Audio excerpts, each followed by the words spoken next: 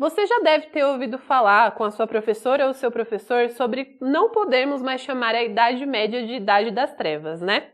Mas quando a gente fala sobre esse assunto, é muito importante a gente entender que falar sobre Idade Média é muito mais complexo do que parece. Então, não podemos chamar de Idade das Trevas, mas mais importante do que isso é entender que Idade Média não foi a mesma coisa em todos os lugares, nem na Europa e muito menos no mundo. Quando a gente fala sobre mulheres na Idade Média, também tem vários mitos que a gente precisa desfazer. O principal deles gira em torno da caça às bruxas. Não é que a caça às bruxas não tenha acontecido, ela aconteceu, ela é uma realidade histórica, mas ela se intensifica muito mais na Idade Moderna, depois da Reforma Protestante, do que na Idade Média como um todo. Quando a gente fala sobre mulheres na Idade Média, a gente também precisa lembrar que a Idade Média era uma sociedade estratificada. Mais ou menos o lugar onde você nascia era o lugar que você tinha que ficar durante toda a sua vida. Então, para falar de mulheres nesse período histórico, a gente precisa falar sobre as mulheres de cada grupo social.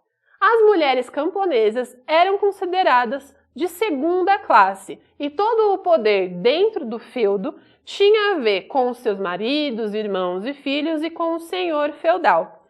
Mesmo assim, por ser um trabalho de subsistência, o trabalho que era exercido por essas mulheres contribuía para o sustento, então a gente não tinha ainda a divisão social desse trabalho, aonde o trabalho feminino era tido como inferior, como a gente vai ter a partir dessa Idade Moderna, estruturando aí o capitalismo. Isso também para dizer para vocês que na Idade Moderna, ao contrário do que se parece, é quando a gente vai ter a maior retirada dos direitos das mulheres, justamente por retomar valores dessa antiguidade. Então o direito romano volta à pauta dessa Idade Moderna e volta a ter esses direitos das mulheres mais cerceados. Mas isso não quer dizer que essas mulheres tinham muito mais direitos do que têm hoje ou que tiveram em outros períodos da história.